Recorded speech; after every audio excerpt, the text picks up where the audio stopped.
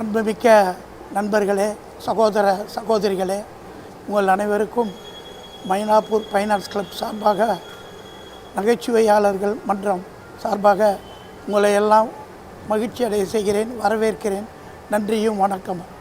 திரு சேகரன் அவர்களும் திரு கண்ணன் அவர்களும் இணைந்து நடத்துகின்ற இந்த நிகழ்ச்சியில் பல வருடங்களாக தொடர்ந்து நடைபெற்று கொண்டிருக்கிறது.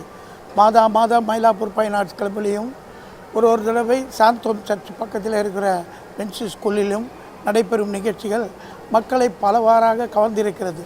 மனதளவில் ஏற்படுகின்ற மாச்சரியங்கள், நோய் நொடிகள், முக்கியமாக ஏற்படுகின்ற வயதானவர்களுக்கு ஏற்படுகின்ற நோய் நொடிகள் எல்லாம் கைத்தட்டல் மூலமாகவும் நகைச்சுவையின் மூலமாகவும் தீர்த்து வைக்கப்படுகின்றன.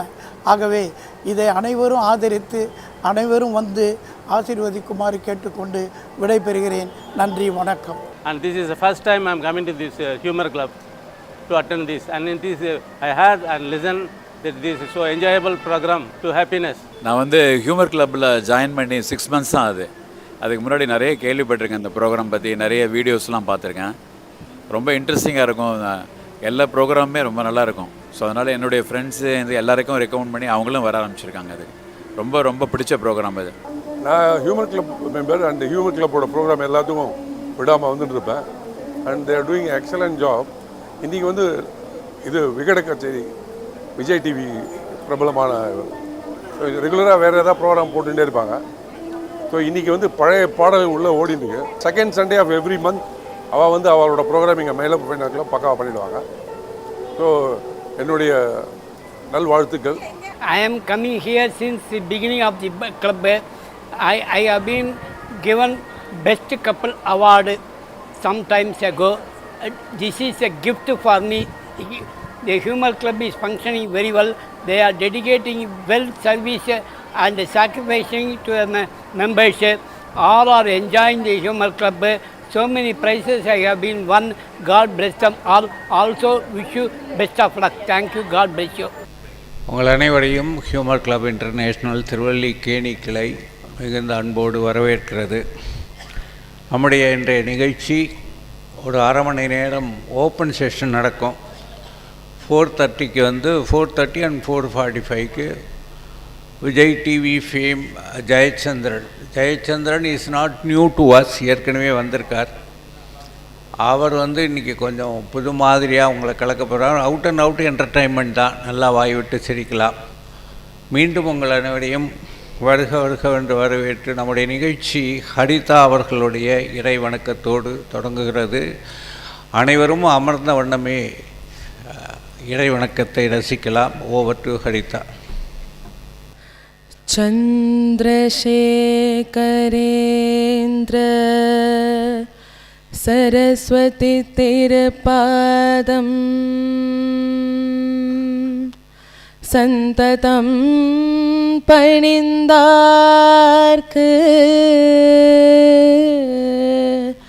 சர்வமும் க்ஷேமமே.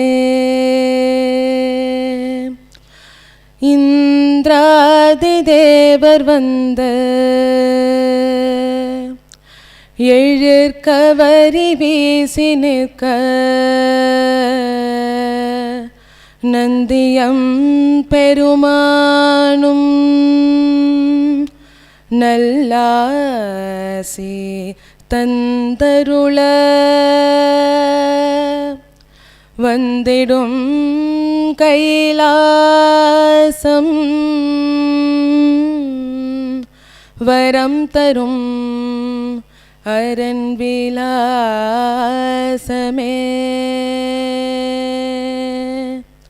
காமாட்சி தாய்மடியில் சீராட்சி புரிந்து வரும் காமகோட்டி தரிசனம் காண காண புண்ணியம். காமாட்சி தாய்மடியில் சீராட்சி புரிந்து வரும் காமகோட்டி தரிசனம் காண காண புண்ணியம். தவ கோலம் தனக்காக தர்மங்கள் நமக்காக அவதார திருச்செல்வர் அபிராமி அருட்செல்வர். காமாட்சி தாய்மடியில் சீராட்சி புரிந்து வரும் कामकोटिदर्शनं कान कान पुण्यं पारिजातनर्मणं परवुं शीर्पादमे चतुर्वेदगीतमे शङ्करनै पाडुमे पारिजातनर्मणं परवुं शीर्पादमे चतुर्वेदगीतमे शङ्करनै पाडुमे हर हर शङ्कर जय जय शङ्कर हर हर शङ्कर जय जय शङ्कर காமாட்சி தாய்மடியில் சீராட்சி புரிந்து வரும் காமகோட்டி தரிசனம் காண காண புண்ணியம் கோபுர திருவுள்ளம் கோடிமர கனிவுள்ளம் திரு காஞ்சி முனிவுள்ளம் தீபத்தின் ஒளி வெள்ளம் மௌன நிலையாலே புவனமும் முழுதாலும் சிவனார் திருக்கோலம் சங்கரி புகழ் கோலம் வணங்கிடும் கரமுண்டு வாழ்த்திடும் மனமுண்டு மனம் தரும் பணிவுண்டு மாறி போலருளுண்டு காமாட்சி தாய்மடியில் சீராட்சி புரிந்து வரும் காமகோட்டி தரிசனம் காண காண புண்ணியம் காண காண புண்ணியம் காண காண புண்ணியம். தேங்க்யூ. செல்வி ஹரிதாவுக்கான மரியாதை விஜயாசேகரன் அவர்கள் செய்வார்கள். நன்றி நன்றி. மாதம் ஒரு குறள் என்று சொல்லி திருக்குறள் சொல்லி ஆரம்பிப்பது நம்முடைய பழக்கம். ஓவர் டு மகேஷ் ராம் அவர்கள். வாழ்க வையகம், வாழ்க வையகம், வாழ்க வளமுடன். திருக்குறள் அதிகாரம் வாய்மை. குறள் 298. புறந்தூய்மை நீரான் அமையும், அகந்தூய்மை வாய்மையால் காணப்படும். புறம் தூய்மைக்கு நீரல்லது காரணம் இல்லை, அகம் தூய்மைக்கு வாய்மை அல்லது காரணம் இல்லை. மிக மிக மிக முக்கியமான குறள். இதை பின்பற்றினால் நம் நாடு சுபிட்சமாகும். வாழ்த்து. அனைவரும் கண்களை மூடிய வாழ்த்தை மனதில் எண்ணலாம். இவ்வரங்கில் நிறைந்துள்ளோர், இனியும் வரவுள்ளோர், மயிலாப்பூர் ஃபைன் ஆர்ட்ஸின் அங்கத்தினர்கள், பெருமைக்குரிய நமது ஹியூமர் கிளப்பின் பொன்னான அங்கத்தினர்கள், EC members, donors, wellwishers, Mylapore வாசிகள், சென்ட் இசபெல்லா ஹாஸ்பிட்டல் உள்ள அனைவரும், நம்மை மகிழ்விக்க காத்திருக்கும் திரு ஜெயச்சந்திரன் அவர் தம் குழுவினர், இவர்கள் அனைவரது குடும்பங்கள், சுற்றத்தார் ஆகிய அனைவரும் உடல் நலம், நீள் ஆயுள், நிறை செல்வம், உயர் புகழ், மெய் ஞானம் ஓங்கி வாழ நமது ஹியூமர் கிளப் இறைநிலையோடு ஒன்றி ஒன்றி நின்று வாழ்த்துகிறது. வாழ்க வளமுடன், வாழ்க வளமுடன், வாழ்க வளமுடன். நன்றி. நம்முடைய நிகழ்ச்சி ஆரம்பிப்பதற்கு முன்பாக 26/7/2026 26 ஜூலை 2026 சண்டே சரியாக நம்முடைய ஹியூமர் கிளப்பின் 43வது ஆண்டு விழா சரியாக 4 மணிக்கு காமராஜர் அரங்கில் நடைபெறும் என்பதை தெரிவித்துக் கொள்கின்றோம். I request all the Humor Club members to note the change of venue. It is not St. Beats, it is Kamarajar அரங்கம் for this year. இதில் என்ன அப்படின்னு சொன்னோன்னா, நம்முடைய 2016 2025 வரைக்கும் சென்ட் பீட்ஸில் பண்ணோம். அதோட கெப்பாசிட்டி 2500 சீட். அந்த எல்லா வருஷமுமே 2500 சீட்டு ஃபுல்லப் ஆகி தான் நம்ம பண்ணியிருக்கோம்.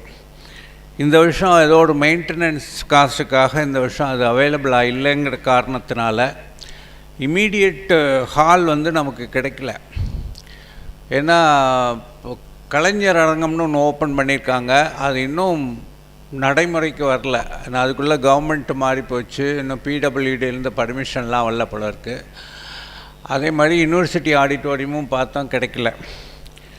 ஸோ இந்த வருஷம் காமராஜர் அரங்கத்தில் போட்டிருக்கோம். நான் ஏன் இவ்வளோ பீடிகை சொல்கிறேன்னா அதோட கெப்பாசிட்டியே 1500 தான், புரிஞ்சுனீங்களா? ஒரு 1000 துண்டு விழுறது.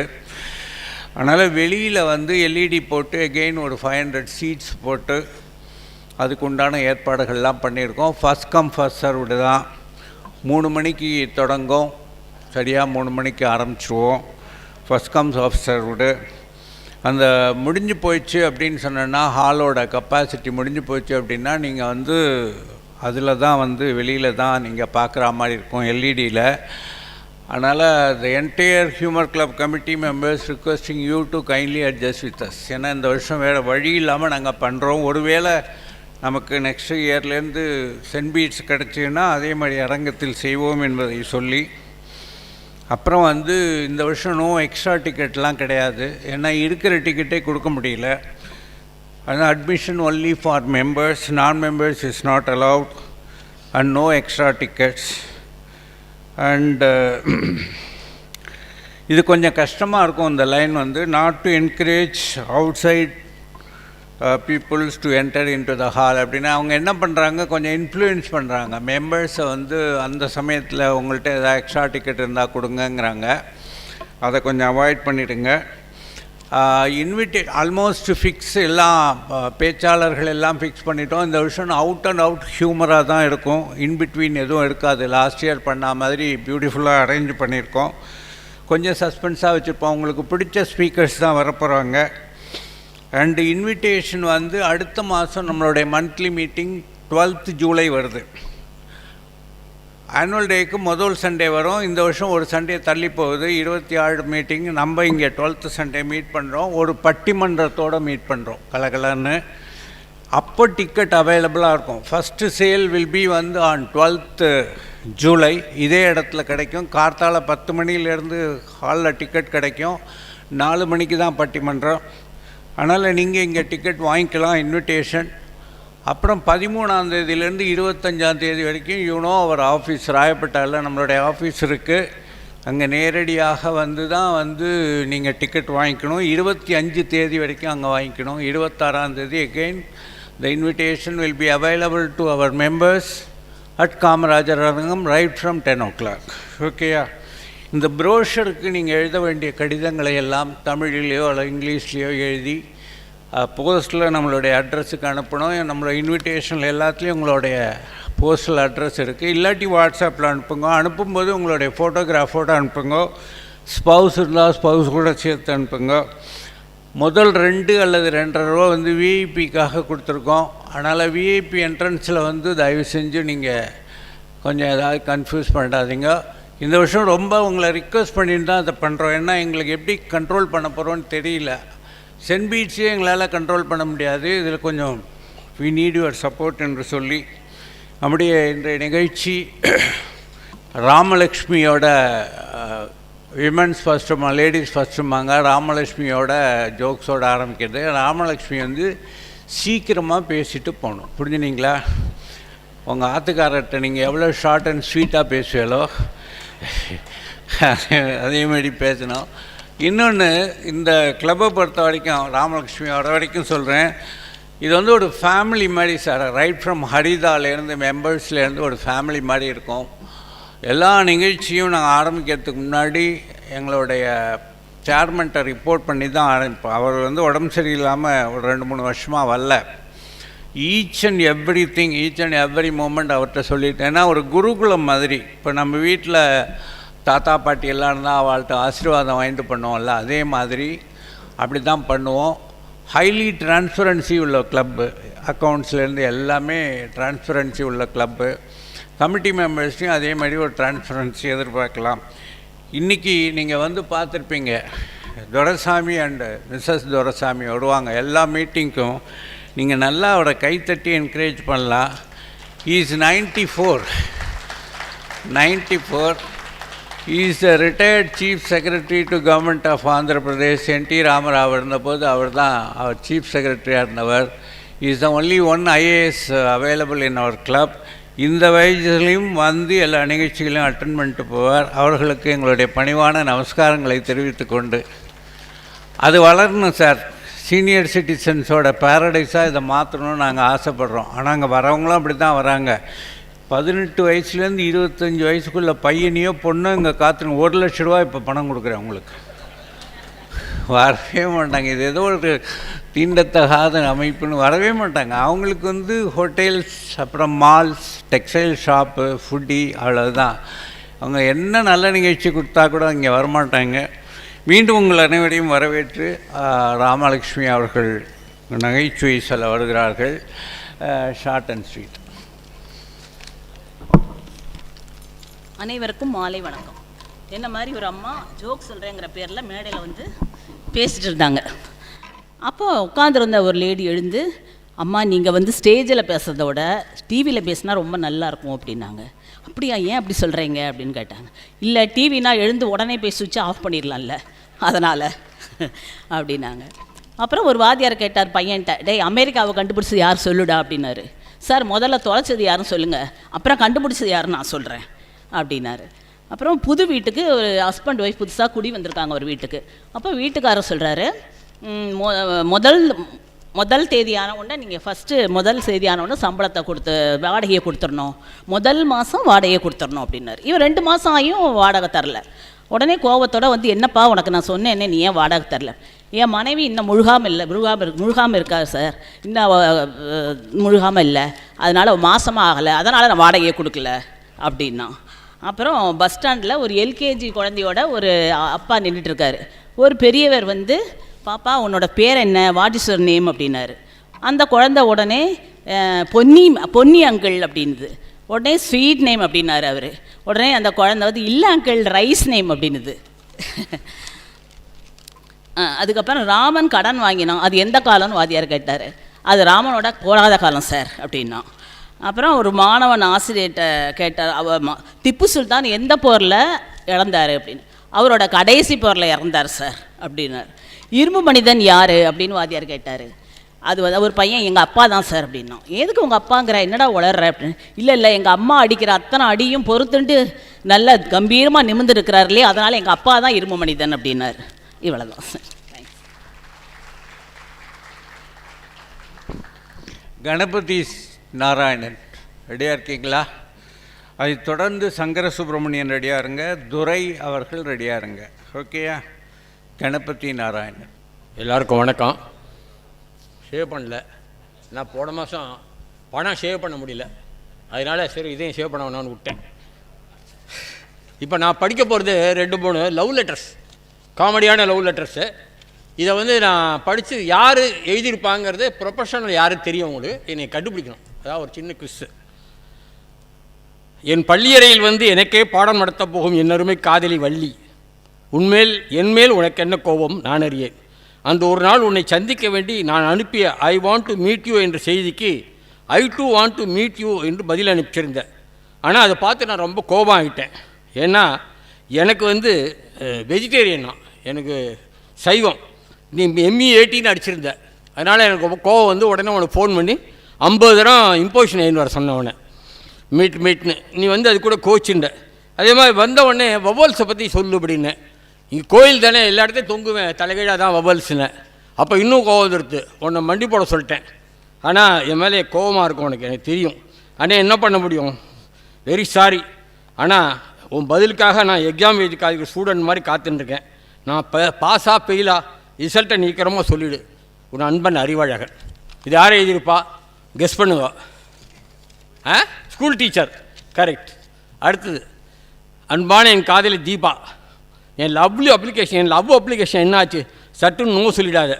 ஃபியூஸ் போன பல்பாட்டம் நான் ஆகிடுவேன். ட்ரிப்பான இன்வெர்ட் இல்லாத வீடு போல் என் மனசு இருண்டு போயிடும். உனக்கு எனக்கு கனெக்ஷன் கொடுக்க நான் கனெக்டரோட தயாராக இருக்கேன். நீ என்னடானா சரியான டியூப்லைட்டாக இருக்க. இப்போ நம்ம காதல் ஜெயிச்சா கரண்ட் லைஃப் ஸ்டைல் பிரமாதமாக டெக்கரேட் பண்ணலாம். நீ மட்டும் ஓகே சொல்லிட்டா சும்மா சீரியல் லைட் போட்ட இடம் மாதிரி என் உடம்பெல்லாம் ஜொலிக்கும். தப்பி தவிர உங்கள் வீட்டில் ராங் கனெக்ஷன் கொடுக்க ட்ரை பண்ணாங்கன்னு வச்சுக்கோ, ஃபீடர் லைனே கட் பண்ணிவிடுவேன். ஆமாம் சொல்லிவிட்டு ஏசி கரண்டோ டிசி கரண்டோ எதுவானா இல்லை, நம்ம வாழ்க்கை ஒளி வீசணும், அதான் முக்கியம். உன் அன்பு காதலன் அமர்தீப். இது யார்? எலக்ட்ரீஷியன். கரெக்ட். அடுத்தது என் வரமண்ட காதலியே, இந்த பாரு, என்னை காதலிக்கிறியா இல்லையா, வெட்டு ஒன்று துண்டு ரெண்டாக சொல்லிவிடு. இப்படி டைம் எடுத்துக்கிட்டு ரம்பம் போடாத. உன் மனசில் என்னை பற்றி நல்ல விஷயங்களை ஸ்க்ரூ போல் கொஞ்சம் கொஞ்சமாக ஸ்க்ரூ டிரைவர் மாதிரி ஏற்றிருக்கேன். உனக்கு ஏதாவது ஹெல்ப் பண்ணான்னு கேட்டால் கோவமா நீ என்ன பண்ணுற, உன்னை ஹெல்ப் பண்ண கேட்டால் நீங்கள் ஒரு ஆணியும் பிடுங்க வேணாங்கிற. உன் மனசில் என் மனசில் பசுபரத்த ஆணி போல் பதிஞ்சிருது. உன் வடிவத்தை நல்ல ஒளியில் வரித்து சன்மேக்காக ஒட்டி வார்னிஷ் பூசி வச்சுருக்கேன் தெரியுமா. நீ ஓகே சொன்னால் போகிறோம், உடனே நம்ம பெவிக்கால் ஓட்டுற மாதிரி ஒட்டிக்கலாம். நான் டீ கூட் மாதிரி ஸ்ட்ராங்கான மேன், உனக்கு யாருன்னு தரேன். அவன் நண்பன் மராத்தான் மாணிக்கம். கார்பெண்டர். கரெக்ட். அடுத்தது அன்பான காதலியே, நீ என்னை காதலிக்கிறியா இல்லையா, அடுத்த வாரம் சொல்லுவான்னு கேட்டு வாய்தான் வாங்கிக்கிட்டே இருக்க. திடீர்னு கேஸ் தள்ளுபடி பண்ணுவோன்னு பயமாக இருக்குது. உடைய இதய சிறையில் எஃப்ஐஆர் இல்லாமலே அரெஸ்ட் பண்ணி ஜெயிலில் வச்சுருக்கேன். ஜாமீன்லாம் கொடுக்க மாட்டேன். வாரண்ட் இல்லாமல் மிரட்டுறானேன்னு தயவு செஞ்சு என்னை கைவிட்றாத. என் கேஸை சீக்கிரமாக பைசல் பண்ணு, நல்ல தீர்ப்பு கொடு. இல்லைன்னா ஒருவேளை நோ சொன்னேன்னு வச்சுக்கோ, நான் மேலே அப்பீல் பண்ணணும். அதான் என் மாமா மாமி உங்கள் அப்பா அம்மாட்ட அப்பீல் போடணும். அதனால் உடனேயாக சீக்கிரமாக பதில் சொல்லு. நன்றி, வணக்கம்.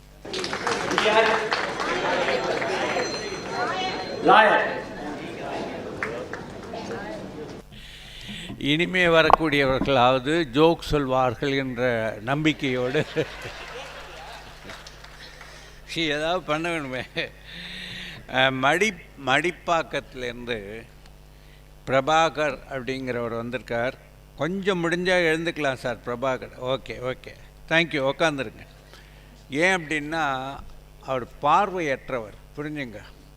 இந்த கிளப்போட விஷயங்கள்லாம் தெரிஞ்சுட்டு நேரடியாக all the way he is coming from Madipakkam only to attend this program. We welcome you sir. Thank you. அப்புறம் துரை வருகிறார். இப்போ புதுசாக வரக்கூடிய மெம்பர்களுக்கு இந்த டேர்ம்ஸ் அண்ட் கண்டிஷன்ஸ் சொல்ல வேண்டியது எங்கள் கடமை. No a jokes and no political jokes. அப்புறம் யார் மனசையும் புண்படாத அளவுக்கு ஜோக்ஸ் சொல்லணும், புரிஞ்சுங்க. அவ்வளோதான், வேறு எதுவும் கிடையாது. ஓவர் டு துரை அவர். விஜய் பொண்ணோட அப்பா பையனை பற்றி விசாரிக்கிறாரு. எல்லாம் ஒவ்வொருத்தரும் ஒவ்வொன்றும் சொல்கிறாங்க. ஒருத்தரை மட்டும் கரெக்டாக சொல்கிறாரு, பையன் இருக்கிற இடமே தெரியாதுங்க, போலீஸே 3 மாதம் தேடிட்டு இருக்காங்க அப்படின்னு. அப்புறம் ஒருத்தர் ஆக்சிடெண்ட்டில் மேலே போயிடுறாரு. அங்கே போனாக்க செக்யூரிட்டி இருக்கான். அவன் வந்து சொர்க்கம் நரகம் 2 பக்கம் இருக்கு. ஆனால் உன் கணக்கு சரியில்லை, என்ன பண்ணுறது அப்படின்னு. அவன் சொன்ன, நீ ஏதாவது கேள்வி நான் சொல்கிறேன் அப்படின்னு. லவ் ஸ்பெல்லிங் சொல்லு அப்படின்னா LOVE அப்படின்னு கரெக்டாக சொல்கிறாரு. சரி, உனக்கு சொர்க்கம் நிச்சயம், ஆனால் ஒரு 5 நிமிஷம் வெயிட் பண்ணு, என் பாஸ் கூப்பிட்றாரு, அதனால் நீ வெயிட் பண்ணுன்னு. அவன் இருக்கான். கஷ்டப்பட்டு தான் அவன் ஒய்ஃபு வரா. என்ன நீ வந்துட்ட அப்படின்னு. இல்லைங்க, உங்கள் அரிசியை கரைக்க சாந்தம் பிடிச்சி போனேன், அங்கே உள்ள போயிட்டேன், வந்து இங்கே வந்துட்டேன். இப்போது உங்களுக்கு என்ன எனக்கு சொர்க்கம் கிடச்சது. எப்படி கிடச்சது அப்படின்னு. இந்த மாதிரி ஸ்பெல்லிங் கேட்டார், நான் கரெக்டாக சொன்னேன். என்ன கேட்டார் அப்படின்னு. லவ் ஸ்பெல்லிங் கேட்டார். எனக்கும் அதே மாதிரி லவ் ஸ்பெல்லிங் சொல்லுங்க, செக்கோஸ்லோவாகியா ஸ்பெல்லிங் சொல்லுன்ட்டார். சங்கர சுப்பிரமணியன்.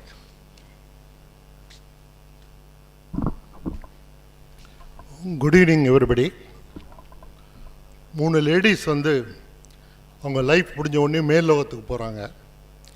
அந்த கேட் கீப்பர் சொல்கிறாரு, உங்கள் 3 பேருக்கும் ஒரு டெஸ்ட் வைப்போம், அதுக்கு டெஸ்ட்டுக்கு ஏற்ற மாதிரி தான் உங்கள் ஸ்டே இங்கே இருக்கும். ஆக்சுவலாக எல்லாருக்கும் நாங்கள் சிங்கிள் ரூம் கொடுப்போம், சிங்கிள் ரூம்லாம் ஃபில்லு, அதனால் டபுள் ரூம் தான் இருக்குது இங்கே ஹெவனில். அதனால் ஒரு ஆளை சேர்த்து தான் கொடுப்போம் நாங்கள். என்ன டெஸ்ட்டு அப்படின்னு கேட்குறாங்க. ஒரு சின்ன ரூமு, அந்த ரூம் ஃபுல்லாக கோழி குஞ்சு போட்டு ஓட விட்டுருக்காங்க. இவங்க என்ன சொல்கிறாங்க, இந்த கதவை திறந்த உடனேயும் நீங்கள் ஒரு கோழி குஞ்சையும் முதிக்காமல் வாழை போய் தொடணும், எதிரில் இருக்கிற வாழை தொடணும் அப்படின்னு. சரிங்கிறாங்க எல்லோரும். முதல் லேடி போகிறாங்க, காலை உள்ளே வச்சனையுமே முதல்ல ஒரு கோழி கொஞ்சம் மூச்சுடுறாங்க. உடனே இந்த கேட் கீப்பர் என்ன சொல்கிறாரு, உங்களுக்கு பனிஷ்மெண்ட்டு அப்படின்னு சொல்லிட்டு ரொம்ப வயசானவர், நடக்கவே முடியல, அப்படியே கீழே விழுற மாதிரி இருக்கார். அவரோட சேர்ந்து வர இவங்களை கட்டி போட்டுட்டு இனிமேல் இவங்களோட தான் நீங்கள் அந்த ரூமில் இருக்கணும் அப்படின்ட்டாங்க. உடனே ரெண்டாவது ஒரு லேடி போகிறாங்க. அவங்க 2 ஸ்டெப் வைக்கிறாங்க, இன்னொரு கோழி கொஞ்சம் மூச்சுடுறாங்க. உடனே அவங்களுக்கு என்னன்னா அக்லியஸ்ட் பர்சன் அவனை காலில் போட்டு சேர்த்து கட்டி இவனோட தான் நீங்கள் ரூமில் இருக்கணும் அப்படின்னு. 3வது லேடி போகிறாங்க. அவங்க ஒரு கோழி குஞ்சு முதிக்காமல் போய் கதவை தொட்டுடுறாங்க, வாலை தொட்டுடுறாங்க. கடைசியில் பார்த்தா ஒரு அழகான ஆள் வந்து சேர்த்து கட்டி போட்டுடுறாங்க. அந்த ஆள் சொல்கிறான், நான் தெரியாமல் கோழி கொஞ்சம் மூச்சிட்டேன் அப்படின்னு. உங்களுக்கு இது சப்டலாக இருக்குது, தெரிஞ்சிருக்குன்னு நினைக்கிறேன். ஒருத்தர் அமெரிக்காவில் நடந்தது, வில்லேஜு. அவருக்கு மேலே அவர் போலீஸ் மேலே ஒரு கேஸ் கொடுத்துருந்தார். ஆக்சிடெண்ட் ஆகிடுது. ஆக்சிடெண்ட்டில் எனக்கு போலீஸ்காரங்க கவனிக்காமல் விட்டாங்க அப்படின்ட்டு. போலீஸோட லாயர் வந்து இவரை குறுக்கு விசாரணை பண்ணுறார். போலீஸ்காரர் வந்து உங்களை கேட்டபோது நீங்கள் அடிபட்டு கீழே கிடந்தீங்க, கேட்டபோது நீங்கள் என்ன சொன்னீங்க? யூ ஆர் ஃபைன் அப்படின்னு சொன்னீங்க. சொன்னீங்களா இல்லையா அப்படின்னு. உன்னை இவர் பதில் சொல்கிறார், இல்லை நான் வந்து தே யூஸ் மியூல்லாம் கோவிரு கழுத, அதை வண்டியில் பூட்டின்ட்டு ரோட்டில் போனேன், அதெல்லாம் எனக்கு வேண்டாம், நீங்கள் சொன்னீங்களா இல்லையா போலீஸ்காரன்ட்டார். இல்லைங்க, என்னோடய மியூலை நான் வண்டியில் கட்டின்ட்டு ரோட்டில் போனேன், நீங்கள் அதெல்லாம் பேச வேண்டாம். ஜட்ஜு ஒன்றே என்ன சொன்னார், இல்லை அவர் என்ன தான் சொல்ல வர்றாருன்னு நம்ம கேட்கலாமே அப்படின்னு. சரி சொல்லுங்க. என் மியூலை கட்டின்ட்டு ரோட்டில் போனேன், எதிரில் இந்த ட்ரக்கு வந்தது, எங்கள் வண்டி மேலே அடித்து நாங்கள் 2 பேரும் கீழே விழுந்து மியூலுக்கு ஓன்னு கத்த ரொம்ப வலி அடிபட்டு கத்தின்னு இருந்தது. நானும் விழுந்து எனக்கும் அடிபட்டு கொடுத்த போலீஸ்காரர் வந்தார், நேராக மியூல்கிட்ட போனார். அது கத்தி எழுந்திருக்க முடியாது, துடித்த உடனே என்ன பண்ணார், துப்பாக்கி எடுத்து பட்டாருன்னு சுட்டுட்டார். அப்புறம் அதே துப்பாக்கியோடு எங்கிட்ட வந்தார். ஆர் யூ ஓகேன்னு கேட்டார். நான் என்ன பதில் சொல்கிறது? I told I am okay அப்படின்ட்டேன். 2 ஃப்ரெண்ட்ஸ் பேசிக்கிறாங்க.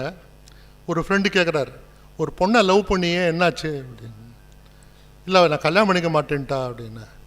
ஏன்? உங்கள் அப்பா வந்து பெரிய பணக்காரர், 4 காரு 3 பங்களா, நல்ல 2 கோடி கணக்கில் பேங்க்கில் பணம் இருக்குன்னு சொன்னியா இல்லையா? நான் சொன்னேன். அப்படியுமா கல்யாணம் பண்ணிக்க மாட்டேன்ட்டாரு. ஆமாம், கல்யாணம் பண்ணிக்க மாட்டேன், எங்கள் அப்பா கல்யாணம் பண்ணிட்டாவோ அப்படின்னு. ஒரு ராகுல் காந்தி உங்களுக்கு தெரியும், அவர் நம்ம டிமானிட்டைசேஷன் போது க்யூவில் நின்று ரூபா நோட்டெல்லாம் மாற்றினார். அது மாதிரி இப்போ இனிஷியலாக நம்மளுக்கு இந்த கல்ஃப் வரும்போது we had a petrol problem. அவர் என்ன பண்ணார், தன் ஸ்கூட்டர் எடுத்துட்டு பெட்ரோல் பங்கில் க்யூவில் நின்னார். அவரோட டேர்ன் வந்தது. அந்த இவன்ட்ட கேட்டார், அட்டெண்டன்ட் சொன்னால் நான் பெட்ரோல் போட முடியாது சார் அப்படின்ட்டான். என்னது, ஏன் போட முடியாது? இல்லை சார் போட முடியாது. உடனே அவர் என்ன பண்ணார், அவங்க மதருக்கு ஃபோன் பண்ணார். Mummy, you see this man is not filling petrol for my scooter அப்படின்னு. உடனே அந்த அம்மா சொன்னான், நான் யார் பேசுகிறேன்னு தெரியுறதா அப்படின்னு. உடனே he could recognise her voice. தெரியுறது மேடம். இப்போ ஏன் என் சன்னுக்கு வந்து பெட்ரோல் போட மாட்டேங்கிற? இல்லை மேடம், அவர் கொண்டு வந்தது எலக்ட்ரிக் ஸ்கூட்டர் மேடம்.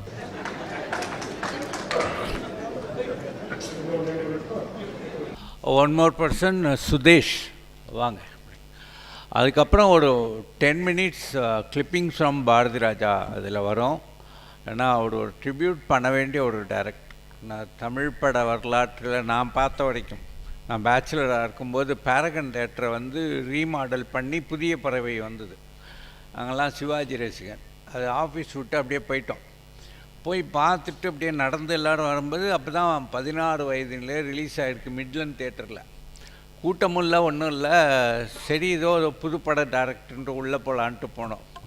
அதுக்கப்புறம் மிட்லண்ட்லேயே நான் ஒரு 10 தடவை பார்த்துருப்பேன் புதிய அந்த இது 16 வயதிலே. நிச்சயமாக ஒரு கிராமங்கிறத வந்து நமக்கு அப்படியே ரியலாக காமிச்சது பாரதி ராஜா தான். அதனால் அவருக்கு ஒரு சின்ன ட்ரிபியூட் பண்ணிவிட்டு நம்ம போகலாம். மிஸ்டர் சுதேஷ். வணக்கம். இப்போல்லாம் இன்ஸ்டாகிராம், டிண்டர்னு சொல்லிட்டு ஏகப்பட்ட ஆப் இருக்குது. அப்போல்லாம் என்டர்டெயின்மெண்ட் இருந்த ஒரே ஆப் என்னன்னு பார்த்தீங்கன்னா டிவி தான். அதனால் நம்ம டிவியை பற்றியே ஒரு இதுவாக பார்க்கலாம். சன் டிவியை பற்றி சொல்லணும்னு வச்சுக்கோங்களேன். சித்தி கோலங்கள் இந்த 2 சீரியல் முடியறதுக்குள்ளே என் ஸ்கூல் லைஃபே முடிஞ்சிருச்சு. நெக்ஸ்ட்டு சித்தி 2 வந்தது, லைஃபே முடிஞ்சிடும் போல இருக்குது. ஏன்னா நீங்கள் பார்த்தீங்கன்னா சித்தி 2 வந்ததுக்கப்புறம் கோவிட் வந்தது, கோவிட் 2 வந்தது, விட்டால் சித்திக்கே கோவிட் வந்துடும் போல இருக்குது. சன் டிவியில் பார்த்தீங்கன்னா திரைவானம் அப்படின்னு ஒரு ப்ரோக்ராம் போடுவான். அதில் எப்படின்னா முதல்ல ஒரு புது படம் போடுவான், அதுக்கப்புறம் அதுக்கு ஈக்குவலண்ட்டாக ஒரு பழைய படம் போடுவான். இப்போல்லாம் அந்த ப்ரோக்ராமே இல்லை. அதுக்கு பதிலாக டேரக்டர் அட்லி இருக்கார். சின்ன திரைகளின் வண்ண கோலங்கள் படைப்பது உங்கள் ராஜ் டிவி. ராஜ் டிவியை பற்றி சொல்லணும்னா சொல்கிற மாதிரி ஒன்றுமே இல்லை. ஏன்னா ஏதாவது ஃபெஸ்டிவல் வந்தால் சன் டிவியில் கொடி போடலாமா கோலமாவு கோகிலா போடலாமான்னு யோசிப்பான். ராஜ் டிவிக்கெலாம் அந்த ப்ராப்ளமே இல்லை. ஸ்டாண்டர்டாக வானத்தை போல. தூர்தர்ஷன் ஒரு சேனல் இருக்குது, நீங்களாம் கேள்விப்பட்டிருப்பீங்க. அதில் பார்த்தீங்கன்னா DD Sports, DD National, DD மெட்ரோன்னு சொல்லிட்டு 34 சேனல் இருக்குது. இப்போவும் டிடி ஃபேமஸாக இருக்குது விஜய் டிவியில். ஒரு விஷயம் திரும்ப திரும்ப நடக்கிற மாதிரி இருந்தால் அதை தேஜாவுன்னு சொல்லலாம், விஜய் டிவின்னு சொல்லலாம். வரும் ஆனால் வராது, அது கமல் படம். வரும் ஆனால் வந்ததே திரும்ப திரும்ப வரும், அது விஜய் டிவி. அப்படி தான் நைட் ஒரு நாள் 9 மணிக்கு டிவி ஆன் பண்ணேன், பிக் பாஸ் ஓடிட்டு இருந்தது. நெக்ஸ்ட் டே 11 மணிக்கு டிவி ஆன் பண்ணேன், நேற்று போட்ட பிக் பாஸ் ஓடிட்டு இருந்தது. விஜய் சூப்பர் ஆன் பண்ணேன், போன சீசனில் போட்ட பிக் பாஸ் ஓடிட்டு இருந்தது. ஆனால் போகணும்னு சொல்லிட்டு ராஜ் டிவி போட்டால் வானத்தை போல ஓடிட்டு இருக்கு. Thank you everyone.